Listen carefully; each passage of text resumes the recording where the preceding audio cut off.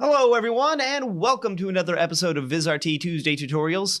I am your host Richard Evans, back from another great NAB with some more tips and tricks for y'all. Now I got to meet a lot of you in Vegas thanking me for this series, and I really appreciate it, and it warms my heart to know that these videos help, so make sure that you like, subscribe, and post some comments. I really do enjoy hearing from y'all. Now for this episode, I'm going to show you how you can maximize your screen space on TriCaster. So whether you're using a control panel or touchscreen or just want to move things out of the way, this is a really cool feature that will strip your TriCaster interface down to the basics. So let me show you how it's done, son. All right. So I'm in my TriCaster 2 Elite interface, and I'm going to show you a few ways that you can maximize your interface screen. Okay, so there's a few ways to do it. The first one I want to show you, I think I've probably shown you this before, but let's go ahead and review on the express mode. So, I mean, you have your main switcher right here, but let's say that you're using like a tablet or a touch screen, for example.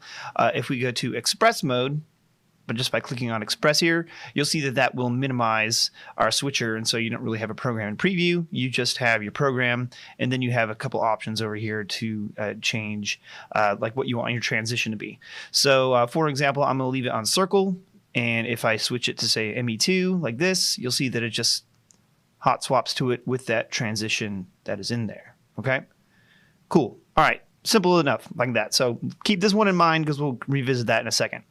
But if let's say we want to get rid of some other things, we're not using the DDRs. So what I can do is I would just click on the tab that says DDR, the one that's currently highlighted, and whoop, goes away like that. Okay, cool. Or I can then from here, so we got rid of the DDRs, but now let's get rid of the express switcher altogether and click that, and it's gone. Cool. Okay, so now one thing I want to mention when I go back to here, I'm going to bring this over to crossfade because let's say that we have this set up as a tablet, for example, because you can always KVM into your TriCaster, kind of like I'm doing now. I'm not actually sitting in front of my TriCaster. I'm just using NDI Studio Monitor. It's a KVM to my system, and then I can just tap on these buttons. So what I want to show you now is, check this out. Let's go to the top of the screen, and I'm going to go to Options, and we're going to say Click Viewport to show on program. Okay, so now what that allows me to do is whenever I like physically touch on one of these buttons, it will switch it with the transition that I have selected here. So if I just hit on ME3, for example, like this, whoop, there you go. See, it does that crossfade.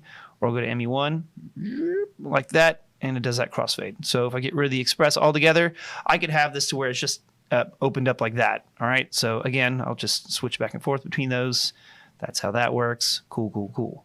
All right. Now, let's go back to circle here just so I'm changing this up a bit. But let's say we want to get rid of all of these altogether. Just maximize as much window space as we want. All right. So first, let's bring everything back up. Okay. And then I'll go back to my regular switcher here. And we want to get rid of even those tabs at the bottom so we don't like accidentally click on them or something like that, etc. So if we go to workspaces up here, you'll see that I have options to turn these things off. So I can turn off my media tabs like that, so DDRs are gone, and I can go back to workspaces, get rid of those mix effects, and go back to workspaces and get rid of the entire switcher. And now it's just a screen like this. Yeah. So now I can click like that, for example, and switch it that way.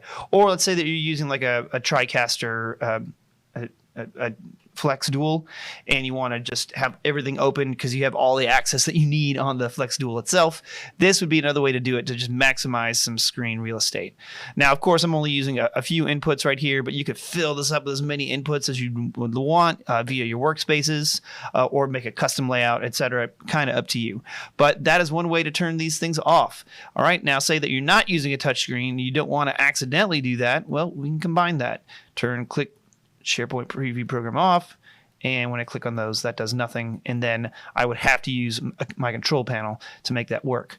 And bring it back on, no big deal. Just go back up to Workspaces and start bringing it back on. So show switcher, show MEs, and show media tabs. Bam, now you got it all back. Cool. So just another way for you to customize things. It's up to you, but I do want to show you a few little options that you can do, if you are so inclined. So play around with this, and of course, Have some fun. Woo. So as you can see, a nice feature to maximize your screen space. Now you can find more information about VizRT products and services by contacting your local VizRT partner or visit our website, vizrt.com. And you can find more tutorial videos like this one by subscribing to the VizRT YouTube channel at youtube.com/VizRTofficial. And you can also get professional training with VizRT products by signing up for Viz University at vizrt.com/community/viz-university.